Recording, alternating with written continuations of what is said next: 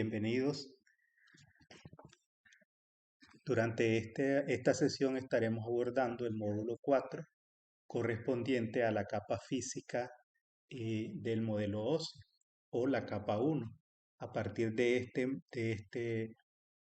módulo 4 se abordan eh, en detalle cada una de las funciones que desarrollan las diferentes capas del modelo óseo. Recordemos que también estas capas pues tienen su equivalente con respecto al modelo TCP/IP.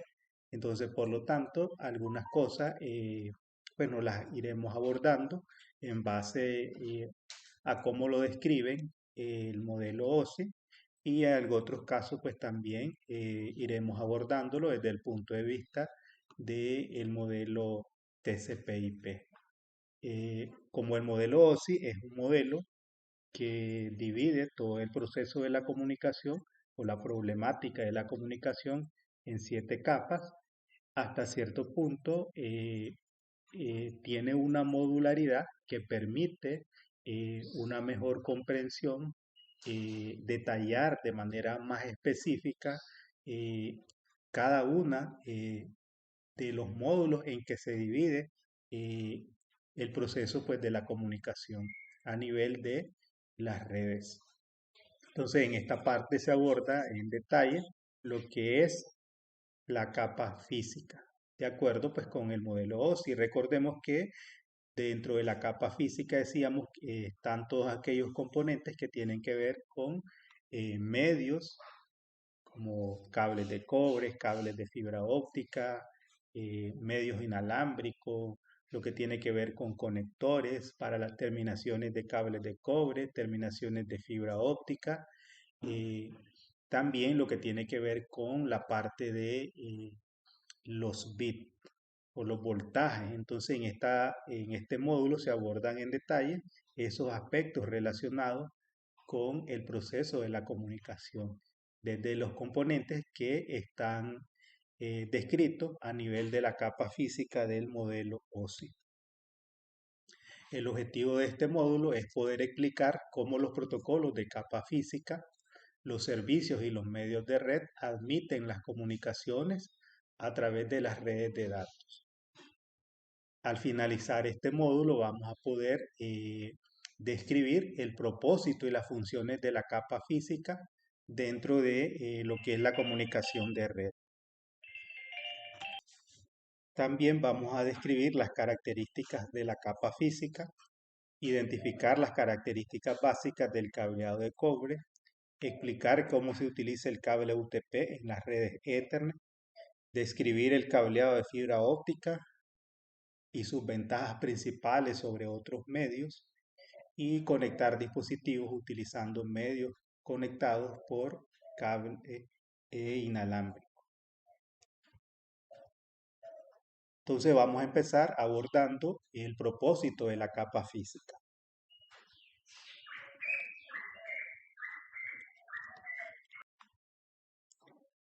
Como parte de los componentes que se requieren para que se pueda establecer una comunicación, como mencionábamos en los módulos anteriores, entonces recordemos que intervienen 3 elementos que son el emisor, el receptor y el medio de comunicación o el medio de transmisión.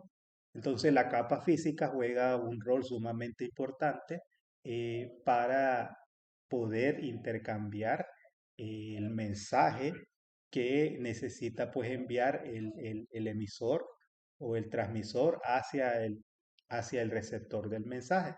Entonces, parte de esos elementos vamos a estar abordando en este módulo. Entonces, la conexión física es sumamente importante para que pueda desarrollarse ese intercambio de información entre el transmisor y el receptor. Entonces, antes de que pueda ocurrir cualquier comunicación de red, se debe establecer una conexión física a una red local. Esta conexión puede ser cableada, puede ser inalámbrica, dependiendo pues de la configuración de la red.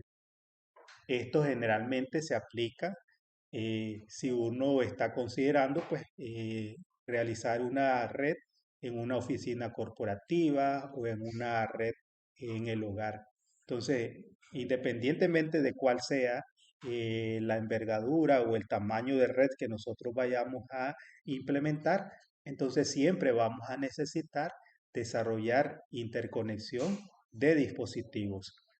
Recordemos que también antes mencionábamos dentro de los componentes de una red que existen pues eh, los dispositivos finales, los dispositivos intermediarios y los medios. Entonces, por lo tanto, para poder interconectar equipos en una red, entonces necesitamos de una conexión física, que puede ser a través de un medio alámbrico o puede ser a través de un medio inalámbrico.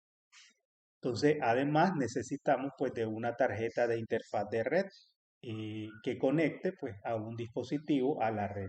Entonces, todo dispositivo final que necesite conectarse o integrarse a una red, entonces necesita pues de una tarjeta de red.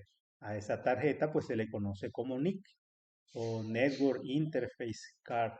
Entonces esta es la tarjeta que generalmente lo más común que sea pues una tarjeta que utiliza tecnología Ethernet. Algunos dispositivos pueden tener una sola NIC, mientras que otros pueden tener varias NIC. Por ejemplo, pueden tener pues una tarjeta cableada o pueden tener una tarjeta inalámbrica o pueden pues hasta incluso incluirse más de una tarjeta cableada. No todas las conexiones físicas ofrecen pues el mismo nivel de rendimiento. En el caso de las tecnologías Ethernet, eh, originalmente las primeras se desarrollaron basadas en cable coaxial. Era coaxial el medio que se utilizaba para desarrollar pues las redes. Entonces las primeras tecnologías operaban a 10 megabits por segundo. O sea que eran 10 base, base T o base, base 2 y 10 base sí.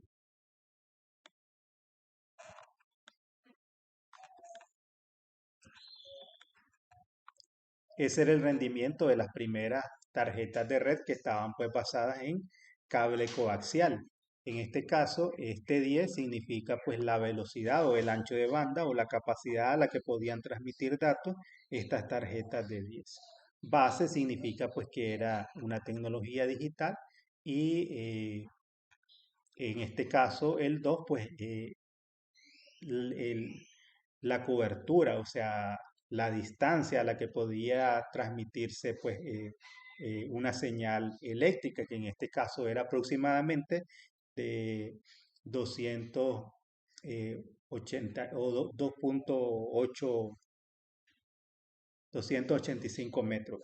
Y en el caso de 10 base 5, entonces era 10 la velocidad digital y 5 que era pues 500 metros. El ancho, perdón, la longitud a la que se podía transmitir una señal. Luego surgieron las tecnologías basadas en par trenzado como UTP y entonces estas tecnologías pues permitían transmisiones, las primeras, las legacy, a 10 base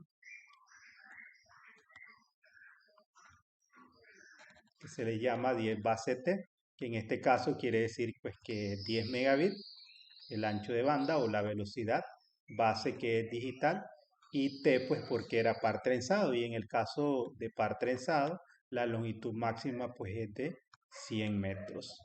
100 metros la cobertura a la que se puede pues desarrollar la transmisión de una señal eléctrica garantizada. Luego surgió pues FA Ethernet, que es 100 base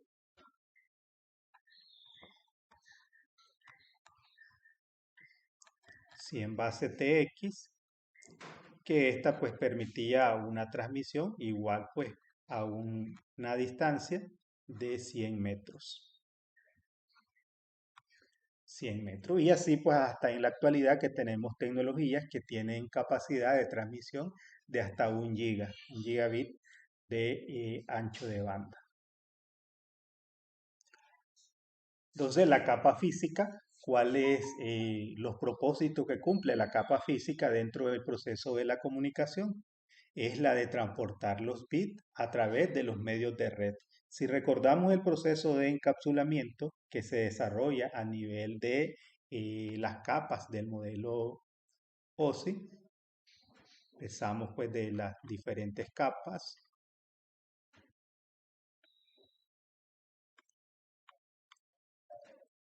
empezando pues por la capa 1, la capa 2, la capa 3, capa 4, capa 5, capa 6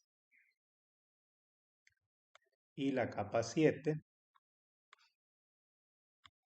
Entonces, recordemos el proceso de encapsulamiento y que cada una de las capas pues realiza un aporte en el proceso de encapsulamiento. Cuando se encapsulan los datos a nivel de la capa 2 o capa de enlace de datos, entonces se crea una trama. Luego la trama es convertida a bits, que es la PDU de la capa física. Entonces, por lo tanto, la capa física lo que hace pues es transportar señales eléctricas codificadas pues como bits. Entonces, parte de las funciones que desarrolla la capa física es aceptar tramas, una trama completa de la capa de enlace de datos y la codifica como una serie de señales que se transmiten a los medios locales. Entonces, una trama, ¿qué es lo que lleva? Lleva pues el encabezado de los datos del usuario, el encabezado de la capa de transporte, el encabezado de la capa de red y el encabezado de la capa de enlace de datos. Entonces, toda esa información, cuando es pasada a la capa física, es convertida a bits.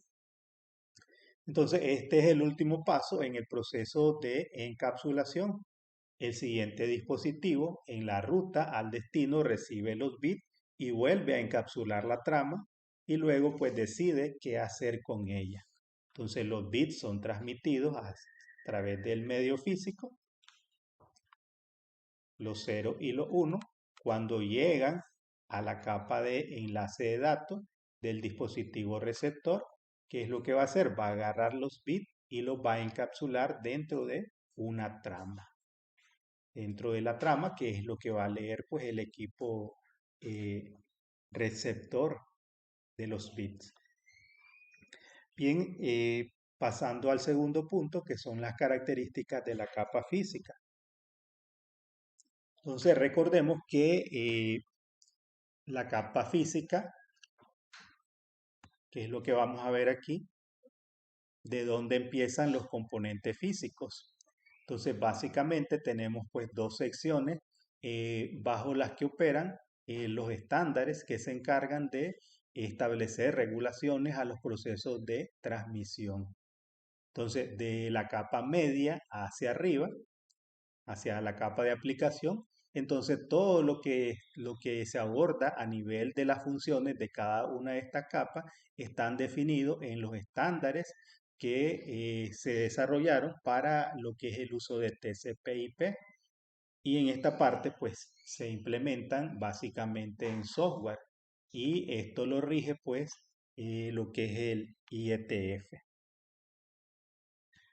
Entonces todos los estándares, recordemos que son todo lo que tiene que ver con la capa media hacia arriba, entonces están dentro de lo que son los RFC y que son pues documentos regidos por el IETF. Ahora, los componentes que tienen que ver con la capa física, entonces estos estándares se implementan en hardware y los rige diversos organismos, incluidos pues los siguientes: la ISO, EIA-TIA, ITU, ANSI y el IEEE. Entonces recordemos que en este caso, lo que es el IEEE, por ejemplo, tenemos los estándares comunes para las tecnologías Ethernet, para las tecnologías Token Ring, para todo lo que es las tecnologías inalámbricas. Y ahí tenemos pues el 802.3, que es donde se definen pues todo lo que tiene que ver con Ethernet. Y allí hay pues varias modificaciones a este estándar donde se define pues todo lo que tiene que ver con eh, Ethernet, Ethernet, Gigabit Ethernet, Ethernet para cobre, Ethernet para fibra óptica, y aquí pues se le agrega pues una letra del alfabeto, que es lo que define pues la modificación correspondiente o la evolución que ha tenido pues este estándar. También tenemos lo que es el 802.5, que este establece pues el estándar para lo que es la tecnología Token Ring, que ya es una tecnología pues que no se utiliza. Pero también pues recordemos que tenemos la tecnología 802.11, que es donde se establecen todos los estándares relacionados con la parte inalámbrica. Y ahí tenemos 802.11a, 802.11b, 802.11g, todos estos estándares que están definidos por el IEEE. Entonces, como podemos ver, todas estas organizaciones pues tienen un sinnúmero de funciones o aportes que dan al desarrollo pues de tecnología para la parte de las comunicaciones. Y también, por ejemplo, recordemos el uso de todas las normativas que tienen que ver para la parte de eh, redes estructuradas desarrolladas por IATIA. Y ahí tenemos el 568, el 569, el 606 y el 607. Entonces, todos estos estándares eh, que regulan todo lo que tiene que ver con los componentes físicos están dentro de pues, estas dos organizaciones. Entonces, como podemos ver, existen organismos establecidos que son los que se encargan de desarrollar pues, estándares o recomendaciones para los componentes físicos y, y entidades que también pues, están relacionadas con el desarrollo pues, de estándares eh, implementados a través de software. Más adelante, cuando hablemos acerca de la capa de enlace de datos, vamos a ver esta división que existe de la capa media, de la capa de enlace de datos hacia abajo, que es lo que tiene que ver con componentes físicos o con hardware, pero de la capa media hacia arriba, estos son elementos software. Y dentro de estos elementos podemos mencionar, por ejemplo, los controladores. El controlador de una tarjeta, controlador que le instalamos a una tarjeta para que pueda ser reconocido, controlador de red, es lo que establece pues esa diferencia o esa parte media. Entonces es el software que nosotros instalamos para que el hardware de la tarjeta de red pueda ser reconocido y que el equipo pueda pues eh, adquirir esa capacidad de poder conectarse a una red. Entonces los estándares de capa física abordan tres áreas funcionales, que son los componentes físicos, la codificación y la señalización. Los componentes físicos son los dispositivos de hardware, medios y otros conectores que transmiten las señales que representan los bits. Recordemos que cuando abordábamos las capas en forma general, las capas del modelo OSI, decíamos que la capa física es la que tiene que ver con conectores, medios y pues lo que tiene que ver con voltaje. Entonces esos elementos están relacionados con los componentes físicos, con la codificación y con la señalización. Entonces, cualquier entidad que desarrolle estándares, pues tiene que tomar en cuenta eh, estas áreas funcionales sobre las que opera la capa física. Los componentes físicos son los dispositivos de hardware, medios y otros conectores que transmiten las señales que representan los bits. Los componentes de hardware, como NIC, interfaces y conectores, materiales de cable, diseños de cable, están especificados en estándares asociados con la capa física. Entonces, por ejemplo, ¿por qué decimos que el cable UTP puede desarrollar una transmisión garantizada a 100 metros? Porque hay un estándar que hizo esa corroboración. Entonces, se desarrollaron pruebas para medir y establecer pues, eh, una longitud de 100 metros a la que se puede transmitir una señal garantizada. Entonces, ¿por qué se hicieron pruebas? O el organismo a cargo de establecer normativas para los medios, entonces desarrollan pues estos tipos de pruebas de medición. Entonces, dentro de las tres áreas funcionales que mencionábamos, hablábamos pues de los componentes físicos. Por ejemplo, dentro de los componentes físicos, el tipo de conector, por ejemplo, el tipo de conector que se usa en UTP RJ45 para la parte de red, o RJ11 para la parte telefónica.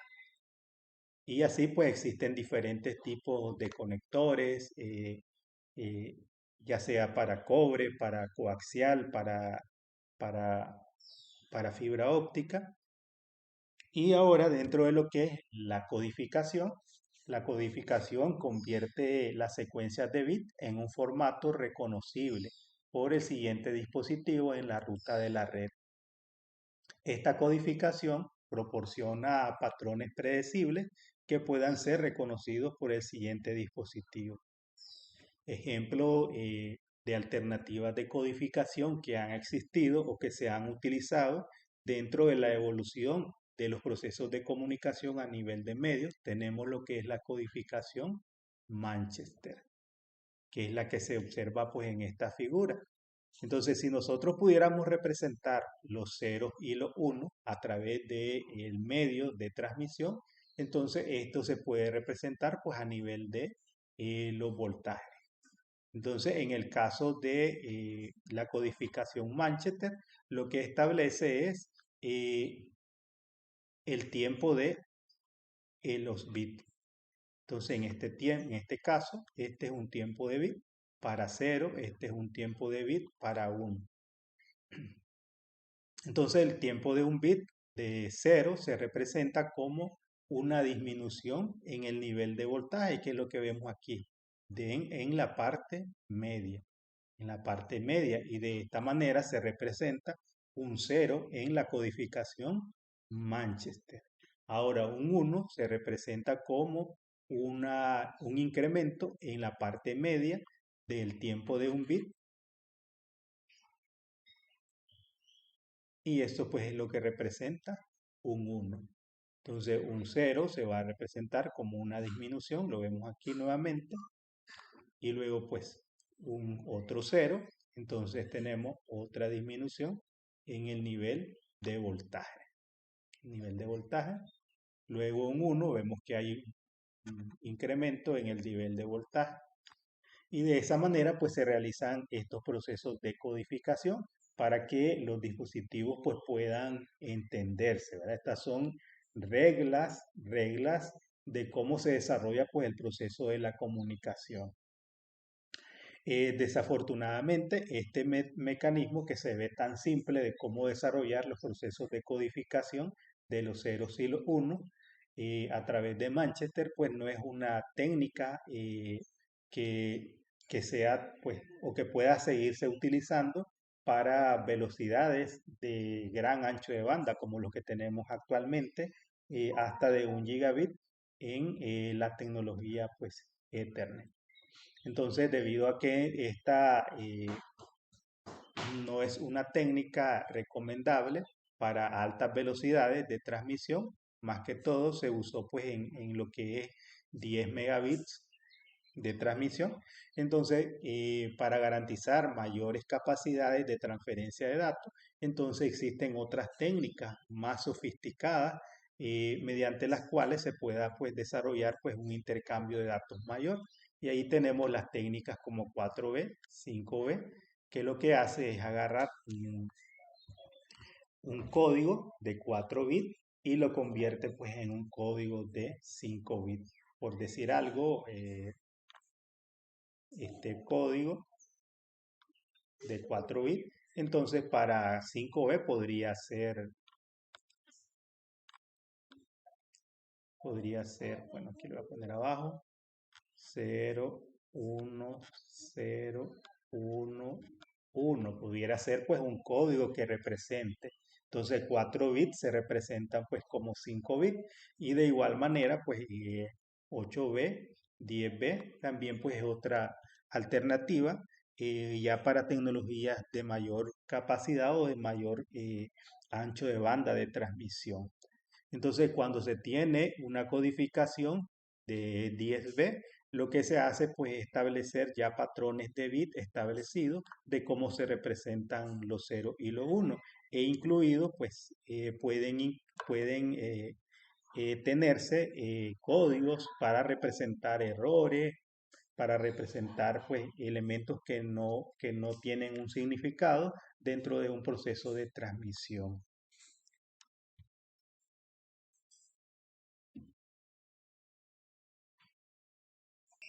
Otra de las áreas funcionales de la capa física es la señalización. El método de señalización es cómo se representan los valores, o sea, los bits, ya sean ceros o uno, en el medio físico. El método de señalización puede variar en función del tipo de medio que se esté utilizando. Entonces aquí podemos ver cómo se representa pues una señal eléctrica que se transmite a través de un medio de cobre. Estos son voltaje. Este es voltaje. También podemos ver cómo se representa la señalización en un medio como la fibra óptica, que en este caso pues lo que transmite es impulsos de luz. Y en el caso de los medios, en los medios inalámbricos, cómo se representa pues una señal digital, cómo se representa pues una señal de radiofrecuencia en amplitud modulada, cómo se representa una señal en radiofrecuencia de FM o de frecuencia modulada y un voltaje pues en PM, que estos son pues diferentes tipos de señales eh, de microondas sobre pues transmisiones inalámbricas. Entonces eso es la señalización. La señalización es el método de cómo pues se representan estas señales que se transmiten ya sea pues a través de un medio físico como cobre, un medio óptico o a través de una transmisión inalámbrica. Otros elementos importantes dentro de la característica de la capa física tenemos pues lo que es el ancho de banda. El ancho de banda es la capacidad a la que un medio puede transportar datos. El ancho de banda digital mide la cantidad de datos que puede fluir de un lugar a otro en un periodo de tiempo predeterminado o determinado, perdón. ¿Cuántos bits se pueden transmitir en un segundo? Las propiedades de los medios físicos, las tecnologías actuales y las leyes de la física juegan pues un papel en la determinación del ancho de banda disponible. Si recordamos lo que es la materia, estamos hablando de medios físicos, dentro de lo que es la materia se puede dividir pues básicamente podemos tener pues tres tipos de materiales que son los aislantes,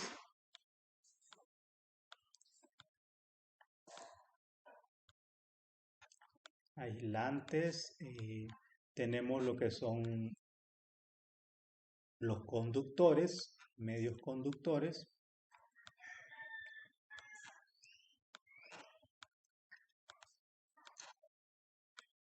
y los semiconductores.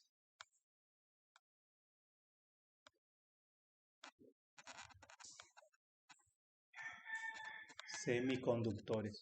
Entonces, ¿basado esto en qué? Basado pues en las propiedades que tienen los diferentes medios eh, en oposición al paso de la corriente eléctrica.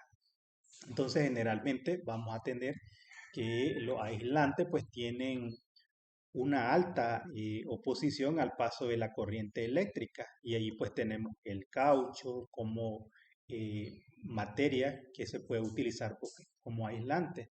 Los conductores, que son todos aquellos medios que pueden pues que prácticamente tienen una oposición nula al paso de la corriente eléctrica y ahí tenemos el cobre, el oro como materiales que son pues los mejores conductores y los semiconductores, que son aquellos materiales en los que se puede pues, controlar el paso de la corriente eléctrica. Recordemos que existen pues dos tipos de corriente eléctrica. Tenemos la corriente alterna y tenemos pues la corriente continua. La corriente alterna pues se mide pues en voltaje y la corriente continua pues que se mide pues, en ohmios. Entonces, cada uno de estos materiales puede tener diferentes niveles de oposición al paso de la corriente eléctrica. Entonces, dado que el cobre es uno de los materiales que tiene una oposición bastante baja al paso de la corriente eléctrica, es que se usa como materiales para la fabricación de cables que se utilizan para la parte de las redes. Entonces, de ahí pues que los medios pues tengan que ver con las leyes de la física, que juega pues un factor fundamental al momento pues de la transmisión de lo que son las señales de datos y lo que tiene que ver con un mayor rendimiento en cuanto a la capacidad para la transmisión de datos que pueda tener pues un medio. Entonces recordemos que el ancho de banda lo que mide es la cantidad de datos que puede fluir de un lugar a otro en un periodo determinado. Entonces, para medir esa capacidad que tienen los medios de transmitir una señal desde un punto de un medio, digamos desde aquí hasta este otro punto, entonces a eso se le conoce como ancho de banda. Y las unidades que se utilizan para medir el ancho de banda son bits por segundo. Es la unidad mínima que se puede utilizar pues para medir el ancho de banda. Entonces tenemos bit por segundo. Entonces, dado que necesitamos pues medir mayores capacidades de transmisión de datos debido a la rapidez de los medios, entonces tenemos unidades más grandes para representar que son pues kilobits por segundo, que sería 1000 bits por segundo o 10 a la 3 bits por segundo. Megabit por segundo, un megabit por segundo es 1.000.000 de bits por segundo o 10 a la 6 gigabit por segundo, que sería 1.000 millones de bits por segundo o 10 a la 9. Y terabit por segundo, que sería pues 1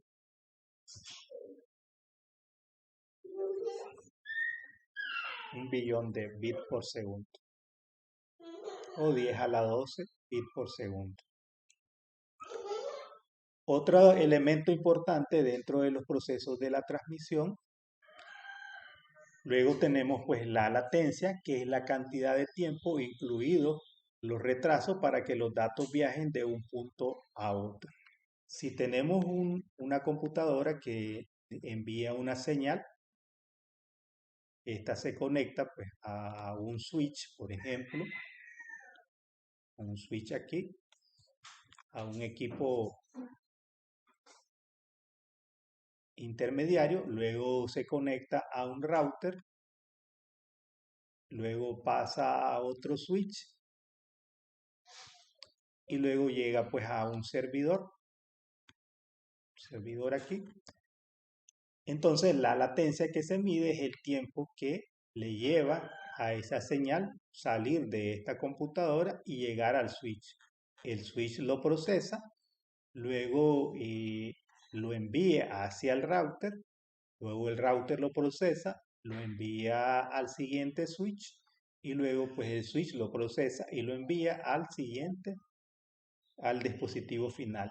Entonces cada uno de estos incluye pues un tiempo 2, tiempo 3, tiempo 4, tiempo 5, tiempo 6. Entonces, la suma de todos estos tiempos, entonces a eso es la latencia. O sea, la latencia es tiempo o el retardo en que se transmite pues una señal para que llegue desde un punto hacia otro. Entonces, eso sería la latencia.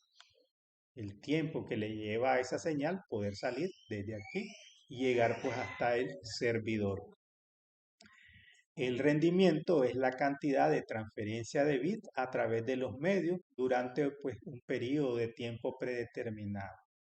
O sea, toda la cantidad de información que se transmite desde un punto a otro, a eso se le define pues como rendimiento. La cantidad de bits. Dentro de la cantidad de bits, recordemos que los bits pues llevan eh, encabezado de la capa de enlace de datos, encabezado de la capa de red, encabezado de la capa de transporte.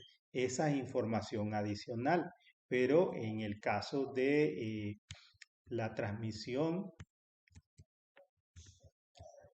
de los datos, el rendimiento, pues simplemente lo que cuenta es la cantidad de bits que lleva pues todo ese proceso de transmisión, incluido el encabezado de la capa de enlace de datos, el encabezado de la capa de red y más el encabezado de la capa de transporte, más los datos que se necesitan transmitir. Entonces eso es el rendimiento. Ahora la capacidad de transferencia útil es la medida de los datos utilizables transferidos durante pues, un periodo de tiempo predeterminado. Entonces recordemos que cuando se transmiten los datos, esos datos llevan información adicional. Entonces estos son los datos, que es lo que el usuario necesita transmitir, que es lo que ocurre en el proceso de segmentación. Pero en ese proceso de segmentación, la capa de transporte le agrega un encabezado con información de la capa de transporte. La capa de red le agrega otro encabezado con las direcciones IP, por ejemplo.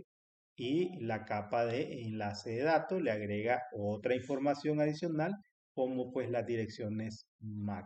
Entonces, la capacidad de transferencia útil lo que hace es medir únicamente la capacidad de transferir solamente los datos sin incluir toda esta información, porque esta es información adicional que no tiene que ver con los datos que el usuario está transmitiendo. Entonces, por lo tanto, esa es la transferencia útil, que es solamente pues lo que el usuario necesita enviar. Bien, luego abordemos pues los medios de cobre. El cableado de cobre es el tipo más común de cableado utilizado pues en las redes hoy en día.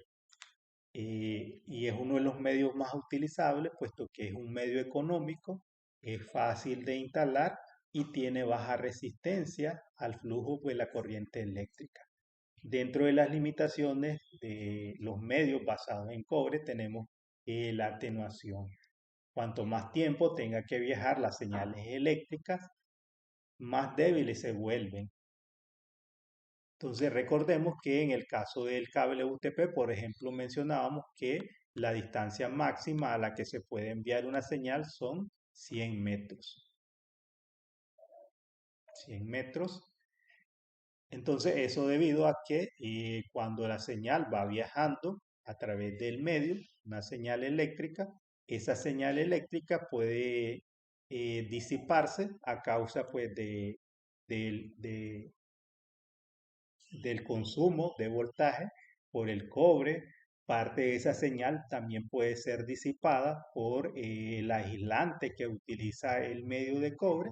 Entonces hay diferentes agentes que pueden actuar negativamente en el proceso de que la señal pues llegue de una manera óptima al otro punto. Entonces la señal garantizada es de 100 metros. Entonces, más allá de esos 100 metros, las señales pudieran recibirse, pero podría ser que esa señal pues no sea eh, o no pueda ser identificable para el equipo receptor. Por eso es que hay que respetar pues lo que establecen los estándares en cuanto a la longitud máxima a la que una señal se puede transmitir pues a través de un medio de cobre. La señal eléctrica es susceptible a la interferencia de dos fuentes que pueden distorsionar y dañar las señales de datos. Tenemos lo que es la interferencia electromagnética o EMI y la interferencia de radiofrecuencia o RFI y lo que es el crosstalk. Entonces, en el caso del cobre, motores eléctricos de gran consumo de voltaje, entonces pueden actuar como agentes. Entonces, estos motores eléctricos de gran consumo de voltaje eléctrico pueden crear campos electromagnéticos que puedan pues, interferir dentro de la transmisión de una señal.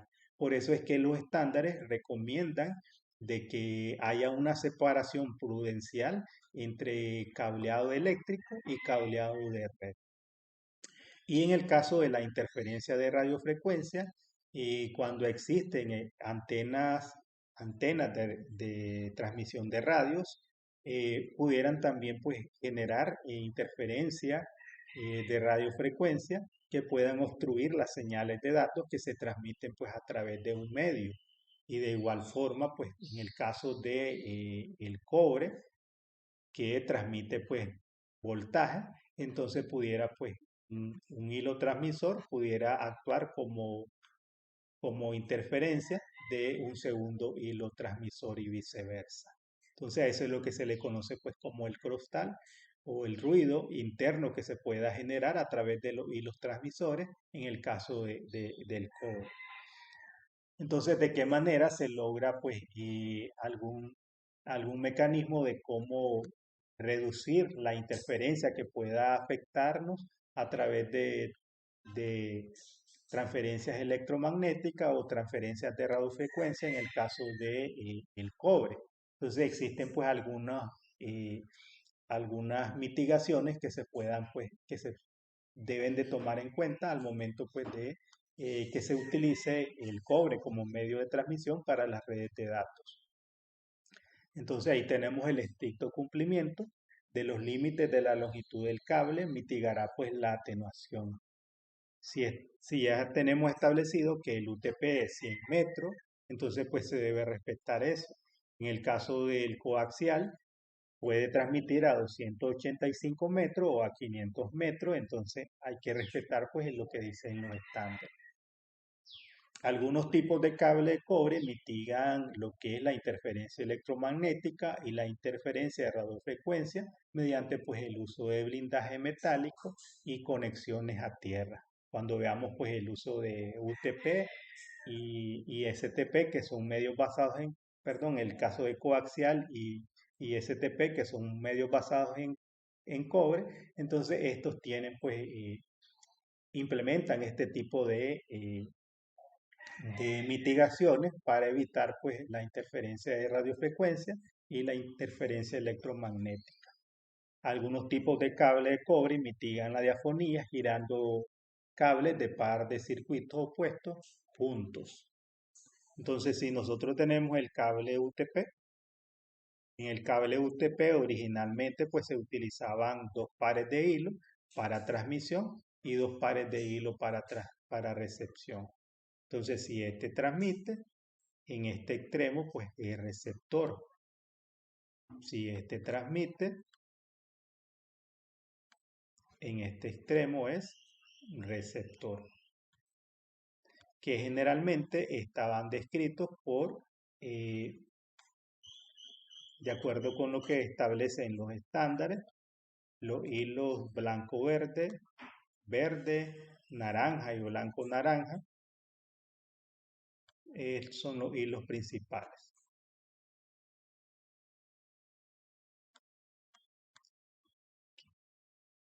Entonces, si este hilo está transmitiendo en este sentido y este transmite en este sentido, entonces cada uno de ellos generará un campo electromagnético alrededor, cada uno genera su propio campo electromagnético. Entonces, si los hilos no estuvieran trenzados, entonces podría obstaculizar las señales que se transmiten en su par. Entonces, para evitar esa interferencia o diafonía que pueda ocurrir en el medio, entonces lo que hacen pues es trenzar los hilos.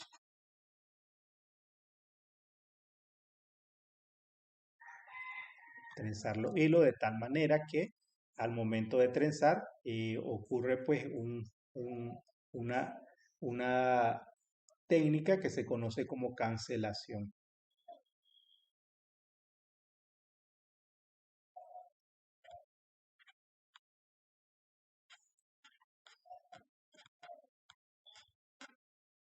Entonces, al trenzar los hilos, los campos opuestos se anulan entre sí y no solamente pues lo protegen contra el ruido interno, sino que además lo protegen contra la interferencia electromagnética y contra la interferencia de radiofrecuencia.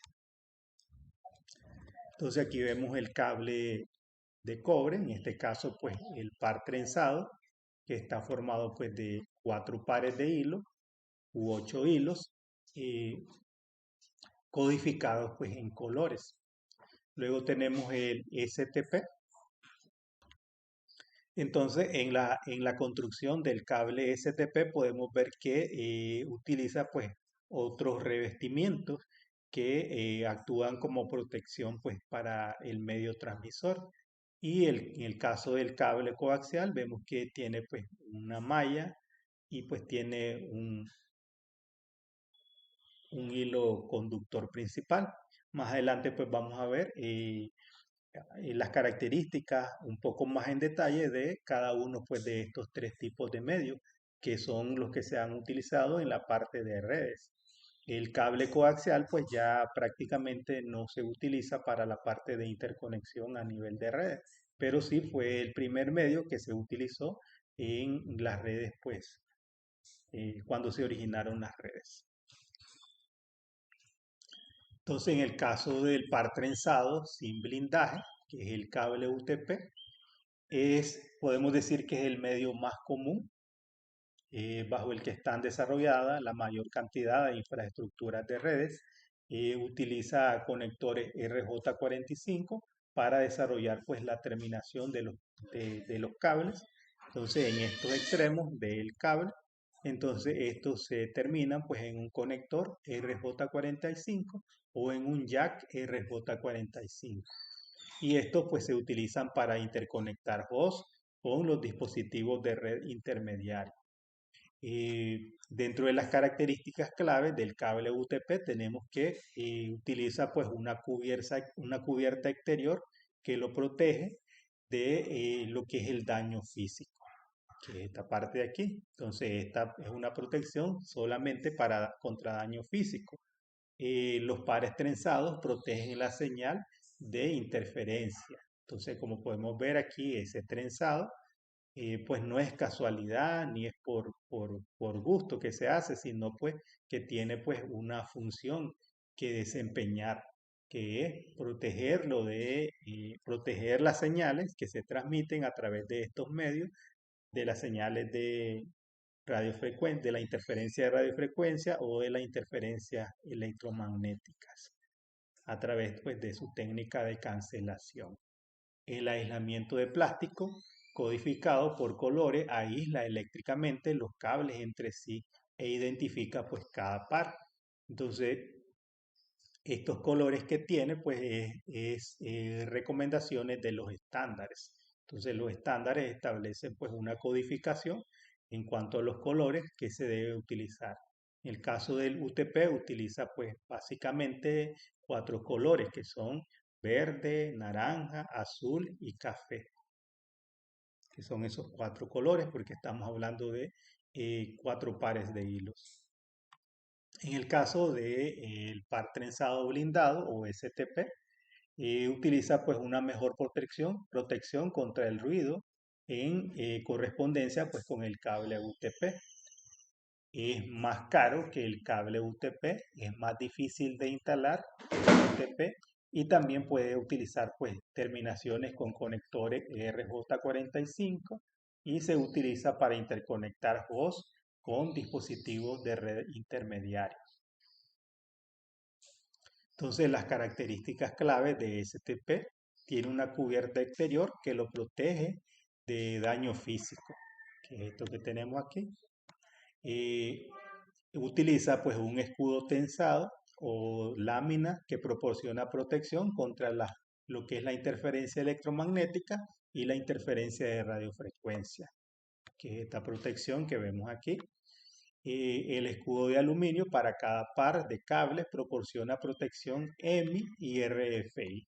Entonces vemos que tiene un segundo componente que lo protege pues de la interferencia electromagnética y de la interferencia de radiofrecuencia. Y utiliza pues aislamiento de plástico codificados con colores que aísla pues cada uno de los hilos de las transmisiones de voltaje y que además se utiliza pues como técnica de eh, identificación. De igual manera pues utiliza pues los cuatro colores base que son azul, naranja, verde y café. Entonces pues cada uno pues utiliza un color fuerte y un color pues manchado, que sería pues en blanco y en blanco y el color correspondiente, que sería blanco azul, azul, blanco naranja, naranja, blanco verde, verde, blanco café, café. En el caso del cable coaxial, eh, este utiliza pues una cubierta de cable exterior para evitar daños físicos, que es esta que vemos aquí. Utiliza una trenza de cobre tejida o lámina metálica que actúa pues como el segundo cable en el circuito y como un escudo para el conductor interno. Entonces, esta malla que vemos aquí, además de actuar como segundo cable del circuito, también pues lo protege contra la interferencia. Usa pues una capa de aislamiento de plástico flexible, que es esta que vemos aquí, y se utiliza pues un conductor de cobre para transmitir las señales electrónicas, que es este componente de aquí. Existen diferentes tipos de conectores para la parte coaxial. Tenemos el conector BNC, el tipo N y el tipo F. Entonces, en la actualidad recordemos que el cable coaxial ha quedado pues únicamente como para conexiones de antenas, para conectar antenas, para la parte de lo que es la conexión de última milla, en el caso de las redes eh, de televisión por cable.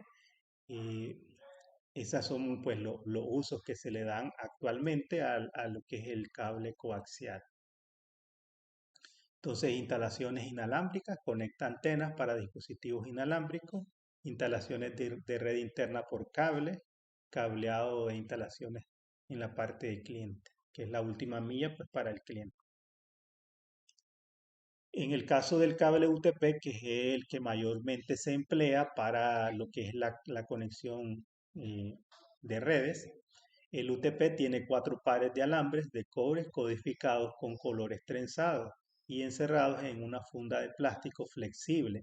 No se utiliza blindaje y el cable UTP se basa en las siguientes propiedades para limitar la diafonía: la cancelación, que es lo que les mencionaba anteriormente, donde cada cable, en un par de cables, utiliza polaridad opuesta. Un cable es negativo y el otro es positivo. Están pues trenzados juntos y los campos magnéticos efectivamente se cancelan entre sí. Y esto lo protege contra la interferencia electromagnética y contra la interferencia de radiofrecuencia. Entonces, este trenzado. Puede haber variación en los giros o en el trenzado por cada pie del cable. Cada cable se trenza una cantidad diferente, lo que ayuda a evitar la diapasón o el ruido entre los cables dentro o las señales dentro del cable. Entonces ese trenzado puede tener pues diferente cantidad de trenzado. En el caso del cable UTP, más adelante vamos a ver que existen pues diferentes tipos de categorías. Entonces cada una de estas categorías puede tener pues una variación en la cantidad de trenzados que pueda incluirse dentro de lo que es el cable. Entonces los estándares para cableado estructurado, para lo que es el cable UTP, son establecidos por TIA e IA en la normativa 568. En esta normativa se establecen pues diferentes recomendaciones como pues para el tipo de cable, la longitud del cable, los conectores que se deben emplear, las terminaciones de los cables, o sea, como por ejemplo el orden en que se deben colocar y los diferentes métodos de prueba que se deben pues desarrollar para garantizar pues de que un cable óptimo para transmitir una señal de manera garantizada. Entonces, cuando se desarrollan pues todas esas pruebas, generalmente se le llama pues un cable certificado.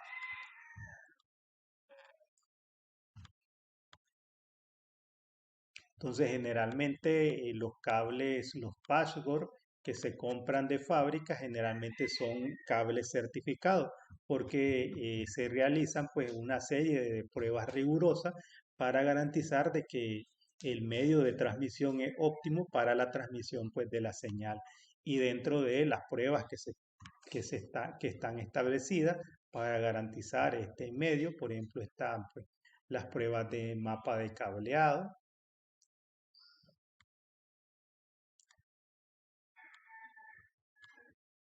que son pues dentro de las pruebas más básicas, pero una simple prueba de mapa de cableado puede arrojarte varias fallas en un cable elaborado. Pudiera haber pues de notar en un circuito abierto, en un cortocircuito, en un par trampuesto, entonces que son pues eh, pruebas que deben pues establecerse. Pero además existen otras pruebas que se realizan para determinar si un cable está certificado, que son pues como alrededor de nueve pruebas, dentro de las que se incluye pues lo que es eh, la longitud del cable, el retorno de la señal, las pruebas de diafonía, de paradiafonía, diafonía en el transmisor, diafonía en el receptor. Entonces, todas estas pruebas se desarrollan por equipos de certificación. Por ejemplo, existen algunos equipos como los FLUC. Pueden existir pues algunos sencillos que pueden tener un costo de algunos $100 o menos, que realizan pues simplemente pruebas básicas de certificación, pero los equipos Fluke, que son ya equipos más costosos, entonces estos pues pueden realizar todas las pruebas completas que recomiendan pues el estándar para que un cable pueda determinarse si es óptimo para la transmisión de una señal de red o no. Entonces, si el Fluke dice que al probarse el cable pasa todas las pruebas, entonces pues se da por garantizada la transmisión de la señal a través de ese medio. Entonces, parte de los trabajos que se requieren cuando se hace una infraestructura de red estructurada, generalmente como especificación técnica, el dueño de la red pues puede solicitar de que se le entreguen pruebas de que el cable pues ha sido certificado, como una manera de comprobar de que pues no va a tener errores en los procesos de transmisiones.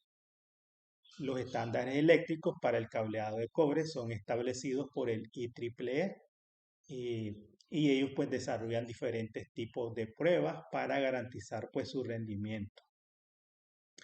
Entre los ejemplos de lo que establece el IEEE, pues tenemos pues las categorías del cable UTP para la parte de datos. Entonces tenemos pues lo que es las categorías 3, la categoría 5, la categoría 5E y la categoría 6 mayoritariamente. En la actualidad pues la mayor cantidad de infraestructuras de redes están basadas o en cable de categoría 5E o en cable de categoría 6. Pero también pues existe el cable de categoría 7. Eh, Adicionalmente, pues tenemos la categoría 1 y la categoría 2, que generalmente pues estas categorías no están contabilizadas en este documento, pues que puesto que estos medios pues eran exclusivos para lo que es el uso en las transmisiones de voz o en las redes telefónicas. A partir de la categoría 3 es donde se da soporte para que el cable UTP pueda utilizarse en las transmisiones de datos. Entonces, como podemos ver aquí, el cable de categoría 3, que es UTP, podemos ver aquí que son hilos únicamente que van dentro del material de protección, pero en el caso del categoría 5 y categoría 5E, vemos que aquí pues ya utilizan pues eh, un trenzado. Igual en el caso del cable de categoría 6. Y en el caso del categoría 6, pues incluye pues un dieléctrico o un conductor central que se utiliza pues como separadores de cada uno de los pares trenzados que van dentro del cable UTP. Para el cable UTP, recordemos que se utiliza pues conectores RJ45 y jack RJ45. Estos conectores pues están basados en un orden. Aquí los hilos que se conectan en cada uno de los conectores, en los pines del conector, pues llevan un orden establecido, que es lo que establecen pues los estándares. Aquí podemos ver pues un cable UTP que ha sido pues mal terminado. Dentro de las recomendaciones del estándar, ellos establecen que no debe quedar eh, material descubierto sin protección como en este caso. Aquí podemos ver un conector bien terminado. Como podemos ver aquí la parte de protección física debe llegar más o menos a esta altura. Este conector RJ45 tiene aquí una cuñita de protección que al grimparse lo que hace pues es asegurar el cable de tal manera que con movimiento pues no se pueda salir la chaqueta de protección y pueda dejar descubierto, como en este caso, los hilos de transmisión. Entonces esos errores en la terminación de los conectores puede ocasionar pues, interferencia, fluctuación de las señales eléctricas, lo cual podría disminuir el rendimiento pues, de las transmisiones garantizadas, en este caso. En el caso del cable UTP existen pues dos estándares que están establecidos por la 568, que son el estándar T568A y T568B. 568B. Hay dos estándares que nos indican cómo debemos ordenar los hilos en el conector.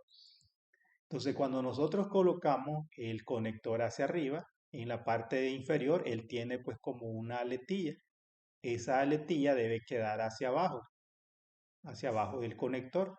Entonces, si empezamos de la parte izquierda, de este lado, debemos empezar a ordenar los hilos del conector hacia la parte derecha. Entonces, cuando nosotros ordenamos o colocamos los hilos, entonces el estándar, pues lo que nos dice la norma A o la 568A, pues ahí te indica cuál es el orden de los hilos, los 4 pares de hilos, cómo debemos pues ordenarlos.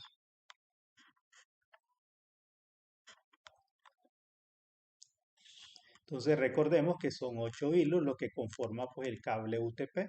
Entonces el pin 1 debe tener, pues en el caso de si usamos la norma A o la 568A, entonces el pin 1 debe tener el hilo que está coloreado con blanco, verde, blanco, verde. El pin 2 debe tener el verde, el pin 3 el blanco naranja, blanco anaranjado. El pin 4 debe tener el azul, que está coloreado con azul. El 5, el que tiene blanco, pero tiene una mancha de azul. El 6, aquí iría el naranja. El 7, el blanco con la mancha de café. Y por último, pues en el pin 8, el café. Ese es el orden que establece la 568A. En el caso de la 568B, establece pues un orden en el que se intercambian los hilos verdes y naranjas. Entonces, ella establece pues un orden un poco diferente, esta normativa. Entonces, ¿qué son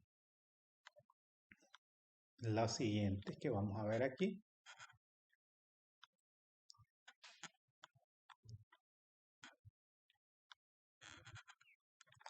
Entonces, en el caso del pin 1, entonces aquí tiene el blanco naranja, el cable blanco con la mancha naranja, luego pues tenemos el naranja, luego tenemos el blanco verde, el azul, el blanco azul,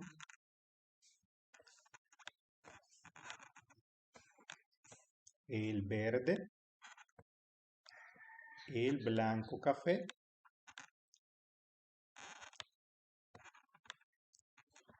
y el café.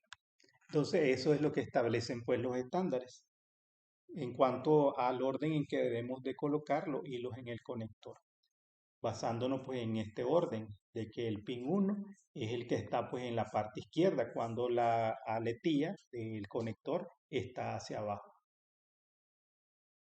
Aquí. Entonces esto es el orden en que debemos ubicar los conectores. En el caso del cable UTP podemos desarrollar pues básicamente 3 tipos de cables, que son cable directo, cable crossover o cruzado, y además podemos tener pues un tercer tipo de cable que es el de consola. En el caso del cable directo, se utiliza pues en las redes Ethernet y se utiliza pues en ambos extremos o lo ordenamos con la 568A o lo ordenamos con la 568B que mencionábamos aquí. Entonces, si voy a hacer un cable directo o straight through, entonces lo ordeno con 568A en un lado y 568A en el otro extremo del cable. O también lo puedo hacer con 568B en un extremo y 568B en el otro extremo. Ahora, cuando utilizamos, ¿para qué podemos usar este tipo de cable? Para conectar un host a un dispositivo de red intermediario. Ahí podemos usar un cable directo. El cable crossover, el cable cruzado, este pues en un extremo utiliza la 568A y en el otro extremo utiliza la 568B. ¿Cuándo vamos a usar un cable crossover o cruzado? Para conectar un host a otro host, conectar un switch a otro switch, conectar pues dos enrutadores entre sí. Allí utilizamos pues un cable crossover. O sea, en este caso utilizamos pues una combinación de los dos estándares. Entonces el pin 1, que en este caso es blanco verde, entonces lo conectamos al pin 3 aquí. El pin 2, que es el verde, lo conectamos al pin 6, perdón, aquí, al pin 6. Blanco naranja, el 3 va al 1, el 4, que es el azul, va al 4, el 5, que es el mismo, el 6, que es naranja, va al 2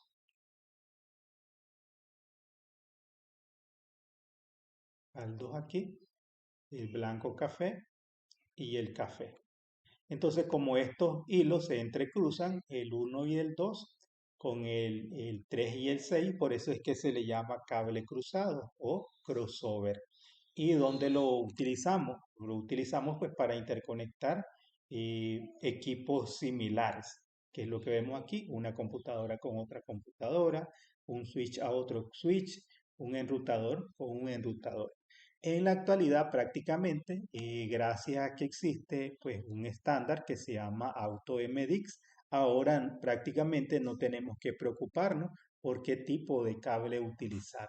Si estos equipos utilizan MDix, por ejemplo, yo tengo un switch y quiero conectarlo a otro switch, como existe MDix, entonces al interconectarnos ya no tengo que preocuparme de que aquí tengo que utilizar obligatoriamente pues un cable crossover. Si si estos equipos soportan MDix en sus puertos, entonces pues podría interconectarlo o con un cable crossover o con un cable directo, porque los puertos pues se adaptan al tipo de comunicación que ellos necesitan establecer.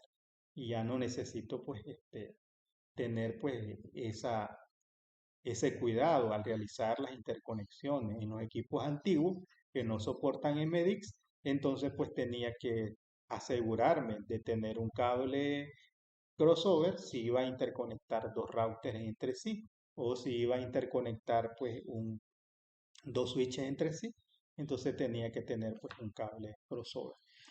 Y un tercer cable que se puede hacer, que este es propiedad de Cisco, es el cable de consola o rollover o transpuesto se le llama, rollover o cable transpuesto. Entonces el cable rollover se le llama transpuesto porque si yo utilizo pues esto, el estándar, por decir algo, utilizo la normativa 568A,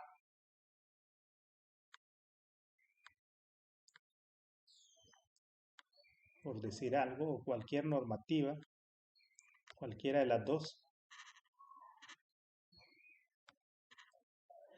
Entonces, si yo utilizo la A, por decir algo, entonces en el caso del otro extremo, entonces yo empezaría aquí por el 8, lo hago transpuesto. 7, 6, 5, 4, 3, 2 y 1. Entonces se le llama transpuesto porque el 1 viene para el 1 de aquí, el 2 para el 2, el 3 para el 3, el 4 al 4, el 5 al 5, el 6 con el 6, el 7 con el 7 y el 8 pues con el 8. Entonces, si yo pudiera hacer una gráfica pues más detallada, entonces vería cómo los hilos pues están como transpuestos. Entonces, por eso es que se le llama cable transpuesto. Y este cable se utiliza pues para la administración de los equipos Cisco. Cuando yo necesito administrar un router, un switch, entonces tenemos pues este cable. Es el cable que utilizamos. Entonces aquí podemos ver el orden de los pares que tiene establecido pues la 568A, la 568B. Podemos ver aquí, el pin 1 es el azul y el blanco azul, El pin 2, en este caso, pues es el blanco naranja con el naranja que vemos aquí. El pin 3 serían los verdes y el pin 4 pues el café. Y ahí podemos ver cómo están pues interpuestos o cómo están transpuestos el par 2 y el par 3. Los pares 2 y los pares 3 son los que se transponen en correspondencia con las dos normativas que regulan pues el orden en que debemos colocar los hilos en el conector. En el caso de la fibra óptica, eh, sabemos pues que no es tan común como el cable UTP debido pues a los gastos involucrados. El medio de fibra óptica pues tiende a ser más caro, para más difícil los procesos de instalación. Entonces, este es ideal para algunos escenarios de redes, propiedades de cableado de fibra óptica, menos susceptible a la atenuación y completamente inmune a la interferencia electromagnética y de radiofrecuencia. Recordemos que el cable de fibra óptica pues no transmite señales eléctricas. Entonces, como no transmite señales eléctricas, entonces obviamente pues no va a ser afectado por este tipo de agentes externos. Generalmente, en el caso de las redes estructuradas, se recomienda el uso de fibra óptica para lo que tiene que ver con la- las interconexiones entre edificios, las conexiones entre pisos, que se le llama pues cableado vertical o cableado de backbone, aprovechando pues las ventajas físicas que tiene la fibra óptica para la conexión de backbone.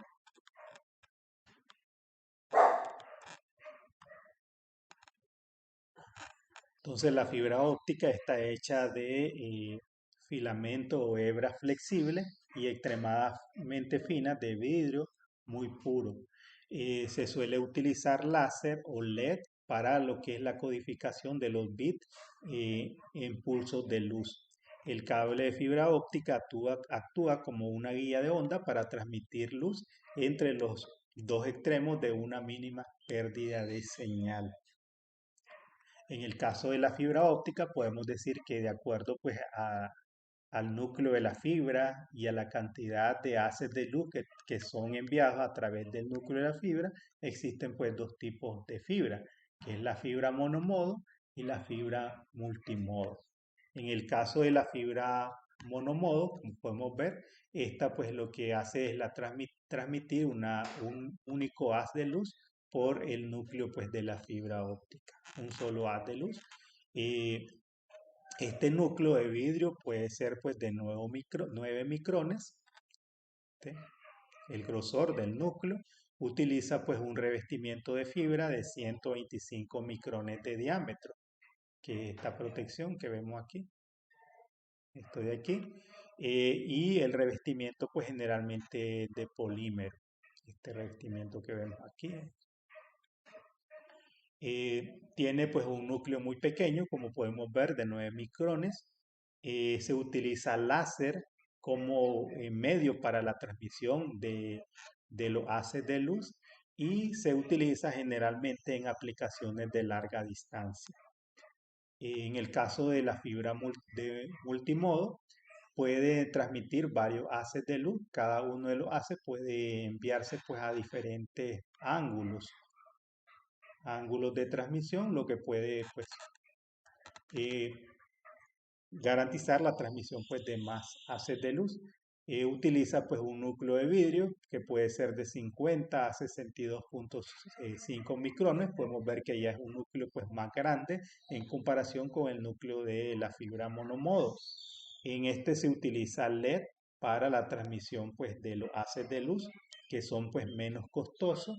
Los LED pueden transmitir en diferentes ángulos hasta 10 gigabits de capacidad o de ancho de banda a más de 550 metros.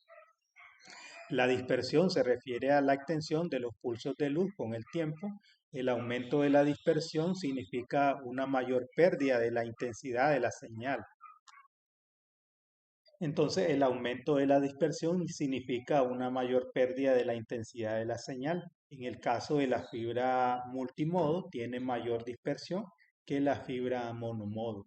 con una distancia máxima de cable para la fibra multimodo de 550 metros. O sea, la fibra single mode o monomodo permite desarrollar pues una transmisión a mayor distancia. Esto debido pues al tipo de tecnología que se utiliza para la transmisión de las señales, que es en el caso pues el uso de láser. En cambio pues la fibra multimodo utiliza LED. Lo uso para el cable de fibra óptica. En la actualidad, el cable de fibra óptica se utiliza en cuatro tipos de industrias: en redes empresariales, para aplicaciones de cableado de backbone, dispositivos de infraestructuras de interconexiones, que es lo que les mencionaba, las interconexiones en una infraestructura de red, generalmente pues debido a sus costos y pues se utiliza más que todo en las interconexiones entre pisos o las interconexiones entre edificios, que se le llama pues cableado vertical o cableado de backbone. Puede haber pues también en la fibra hasta el hogar, que se utiliza para proporcionar servicios de banda ancha, siempre activo a hogares y pequeñas empresas. En redes de larga distancia utilizadas por proveedores de servicios para conectar países y ciudades. En redes de cableado submarino, que se utiliza para proporcionar soluciones confiables de alta velocidad y alta capacidad, capaces de sobrevivir en entornos submarinos, hostiles y a distancias transoceánicas. En el caso de los conectores empleados para la parte de fibra óptica, vemos algunos que ya están, pues ya no se utilizan, que son el conector de punta recta o ST. También tenemos el conector suscriptor o SC, el conector Lucent, que es el conector LC, en este caso. En la actualidad, pues más que todo, pues podemos tener pues conectores SC generalmente en la mayoría de casos. Para la fibra óptica, generalmente, pues recordemos que por un núcleo de fibra solamente se puede pues enviar un haz de luz o múltiples haces de luz, pero en una misma dirección. Entonces, por lo tanto, para lograr una conexión dúplex en fibra óptica, se utilizan pues dos pares de filamentos de fibras. Si queremos, pues, y pueden interconectarse ya sea con un conector o pueden terminarse con un conector LC o con un conector SC.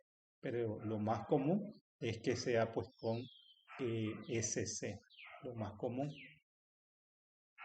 Eso también pues depende pues del tipo de SPF o slot que se utilice pues en los equipos intermediarios o los tipos de bandeja u ODF en los que se termine pues la fibra óptica. Entonces, dependiendo pues de los conectores que tenga el ODF o la bandeja de fibra óptica, entonces pues así va a depender también pues el tipo de conector que vamos a utilizar, aunque lo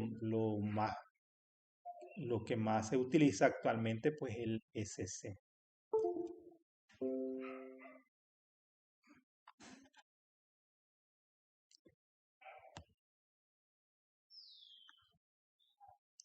Entonces, en el caso de los patchwork de fibra óptica, podemos tener aquí un cable de conexión SC en multimodo. Podemos ver este caso.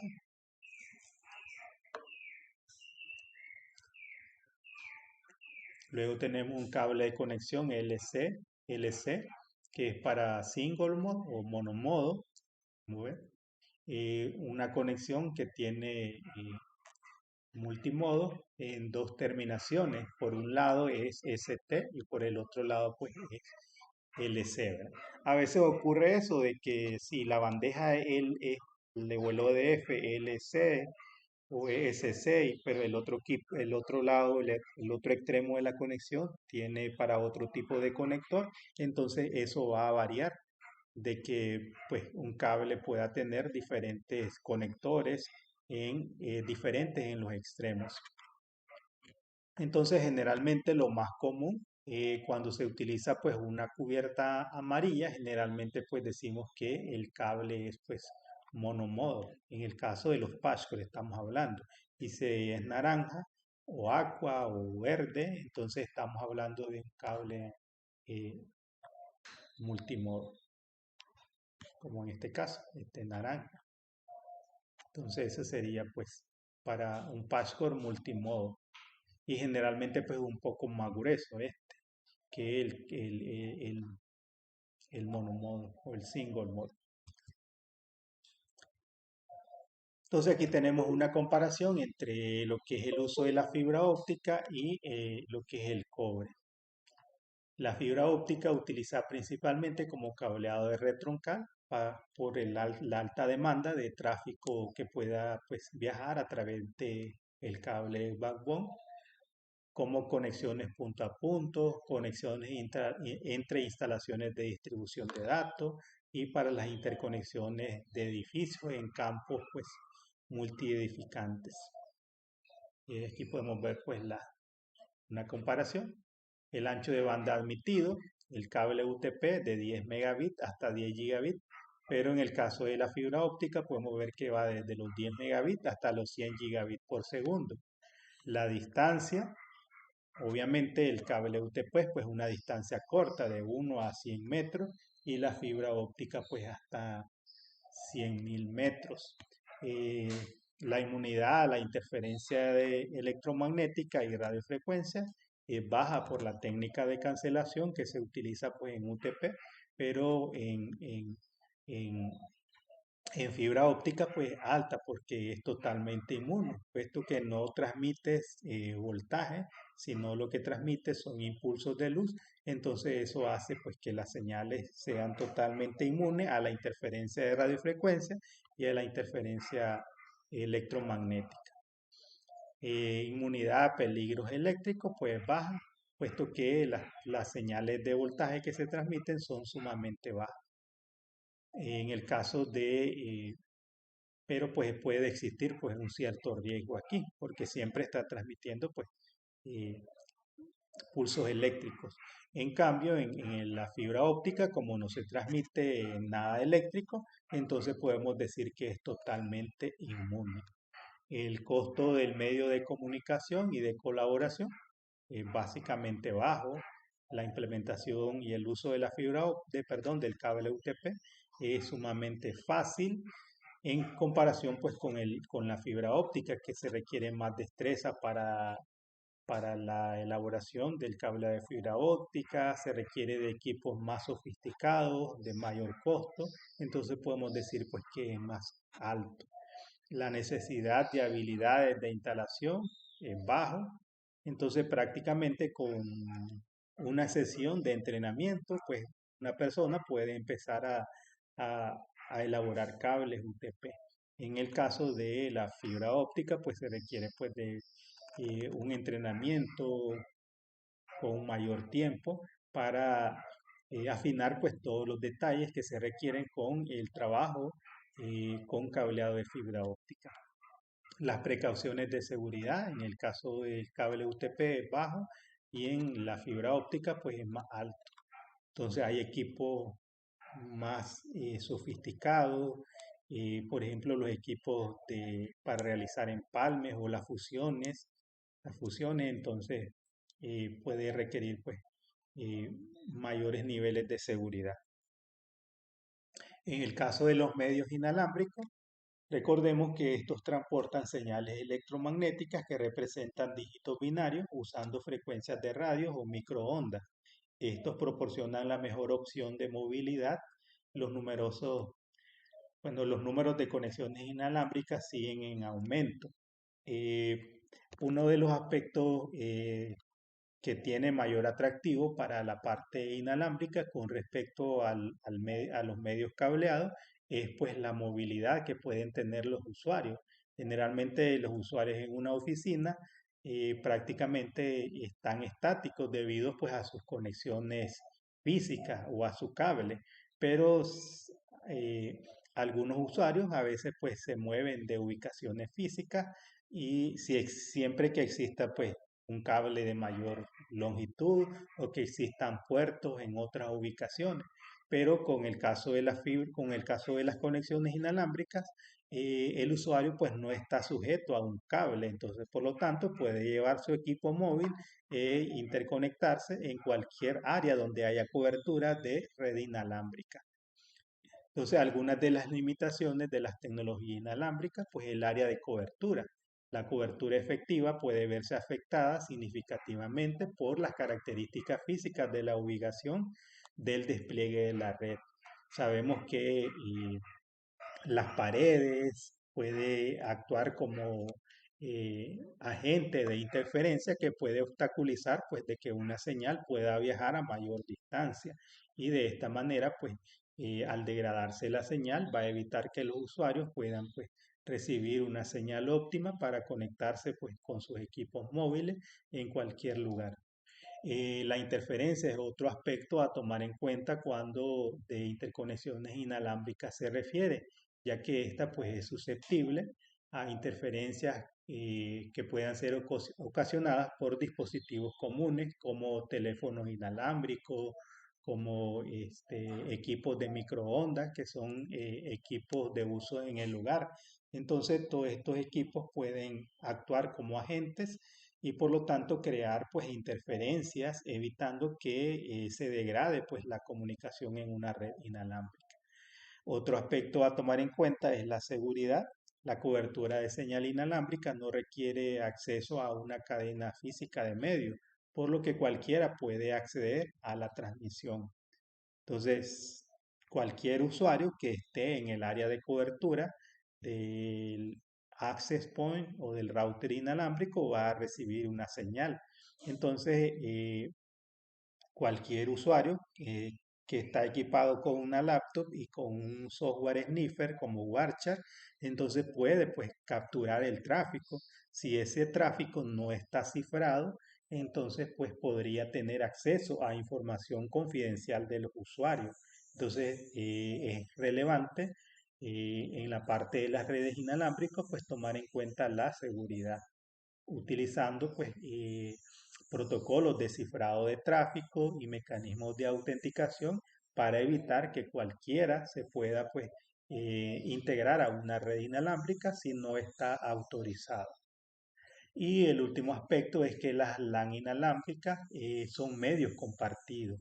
Funcionan en modo semiduplex, lo que significa que solo un dispositivo puede enviar o recibir a la vez. Muchos usuarios acceden a la red inalámbrica simultáneamente. El resultado es en una disminución del ancho de banda por los usuarios. El ancho de banda que utilizan pues estos equipos es compartido. A medida que interconectamos más equipos a nuestra red inalámbrica, entonces pues eso va a disminuir el ancho de banda de los usuarios, puesto que es un ancho de banda compartido.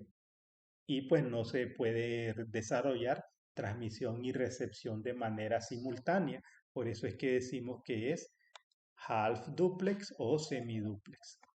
Solo se puede transmitir en un momento o se puede recibir, pero no las dos cosas simultáneamente. Los tipos de medios inalámbricos utilizan los estándares de la industria desarrollados por el IEEE y de los organismos de telecomunicaciones como, como lo que son pues los que se encargan de desarrollar estándares para la capa de enlace de datos y la capa física. En cada uno de estos estándares se dictan especificaciones para la capa física como métodos de codificación de datos o señales de radios, frecuencia e intensidad de la transmisión, requisitos de recepción y codificación de las señales, diseño y construcción de antenas.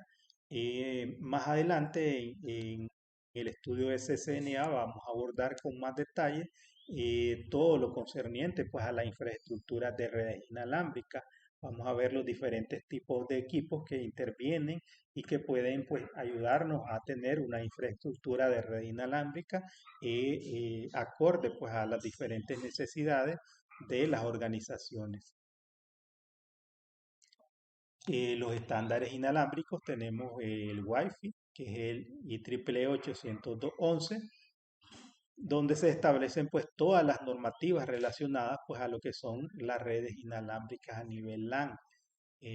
Tenemos el Bluetooth, que está estandarizado en el IEEE 802.15.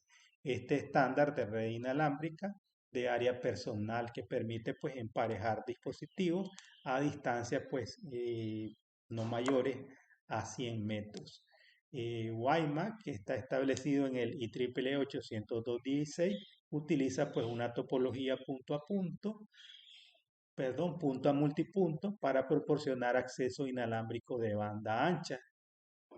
Zigbee, que está establecido en el estándar 802.15.4, se utiliza para comunicaciones de baja velocidad de datos, bajo consumo de energía, principalmente para aplicaciones de lo que es el Internet de las cosas, donde pues se pueden integrar equipos que pues no tienen grandes acumuladores de energía y Zigbee puede proporcionarle pues esta capacidad de interconexión a baja velocidad y con bajo consumo de energía eléctrica. En general, una LAN inalámbrica requiere los siguientes dispositivos: un punto de acceso inalámbrico o AP, que concentra las señales inalámbricas de los usuarios y se conecta a una infraestructura de red existente basada pues en cobre. En el caso de los AP, generalmente pues si yo tengo un AP aquí dentro de mi red, entonces luego pues de seguro lo voy a necesitar conectar pues a mi red cableada, a un switch, para que pueda pues integrarse a mi red y luego pues hacia el internet. Generalmente, ese es el AP. En el caso de los AP, más adelante vamos a ver que existen pues diferentes AP para la funcionalidad. Pueden haber AP autónomos, pueden existir AP que funcionan bajo una controladora física que controla pues a múltiples dispositivos. Cuando en una empresa existen pues varios puntos de acceso, entonces pudiera ser pues muy complicado administrarlo de manera autónoma. Imagínense que yo quiero publicar un nuevo perfil, un SSID, una nueva red dentro de mi infraestructura inalámbrica. Entonces todos esos cambios yo los tendría que hacer en cada uno de los AP. Pero si tenemos una controladora, entonces prácticamente la controladora es quien administra los diferentes AP. Entonces, por lo tanto, el cambio solamente se realiza en la controladora inalámbrica y luego ella se encarga de difundir esa configuración a todos los puntos de acceso dentro de la infraestructura. Entonces puede haber una controladora física o puede haber una controladora en la nube. En el caso de Cisco, Cisco tiene AP para diferentes, pues, para estas tres alternativas. Puede tener AP autónomo, como en el caso de los que se utilizan para la parte hogareña, que son los equipos Linksys que Cisco pues compró. Pero también tiene, por ejemplo, los IronNet, que son AP inalámbricos que se pueden integrar a una controladora física. Y también tenemos los AP que se pueden gestionar a través de una nube, como los AP basado pues en una nube Meraki. En este caso, Meraki es una controladora en la nube y desde esta controladora pues se pueden gestionar todos los equipos inalámbricos. Los adaptadores de NIC inalámbrico brindan pues la capacidad de comunicaciones inalámbricas a los dos. Entonces, si yo necesito que mi computadora se conecte a una red inalámbrica, entonces pues esta debe contar con un adaptador inalámbrico, que puede ser pues una tarjeta integrada, podría ser pues una antena adaptada a el equipo inalámbrico. Entonces existen pues una serie de estándares inalámbricos. Al comprar equipos para conectarse a una LAN inalámbrico se debe asegurar pues que exista compatibilidad e interoperabilidad con los diferentes estándares. Más adelante vamos a hablar pues de todos estos estándares. hay un módulo completo para abordar pues lo que es toda la parte inalámbrica. Entonces existen los estándares 802.11a, 802.11b, 802.11g, 802.11n, 802.11ac, entonces diferentes estándares. Pero las redes inalámbricas funcionan básicamente en dos frecuencias, en la frecuencia de 2.4 GHz y en la de 5 GHz. Estas dos frecuencias, que estas son frecuencias no licenciadas. El espectro electromagnético, que es todo el espacio por el que se puede transmitir señales, generalmente es controlado por entidades gubernamentales, que son pues las que están autorizadas eh, para la contratación de suscripciones de frecuencia. Entonces, si alguien quiere usar una frecuencia de transmisión por ejemplo, para una radio o para la parte de televisión o para la parte de interconexión de antenas, entonces pues debe de adquirir una licencia. En el caso de las frecuencias de 2.4 y de 5 GHz, estas pues son frecuencias que uno las puede utilizar de forma libre. No se requiere de una licencia para utilizar pues esta frecuencia. Entonces generalmente pues estos estándares, algunos funcionan en 2.4 y otras funcionan en 5 GHz. Entonces, para que yo pueda conectarme a cualquiera de estas dos frecuencias, entonces pues necesito de que mis antenas tengan soporte. Si yo solamente le habilito el 2.4 a mi antena, eso va a evitar de que si en una red solamente se transmite por la de 5 GHz, entonces pues no me va a funcionar. Entonces debo de tomar en cuenta esos aspectos para garantizar pues interoperabilidad entre las tecnologías con los equipos que conforman la infraestructura de red inalámbrica.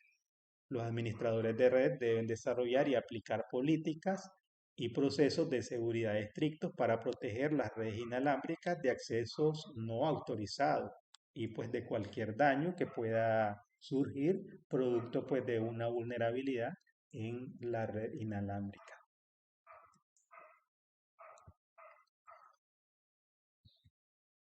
Bien, entonces con esto hemos finalizado lo que es esta entrega correspondiente al módulo 4. Espero que estos comentarios eh, sean de mucha utilidad en el proceso pues, de aprendizaje acerca del CCNA1.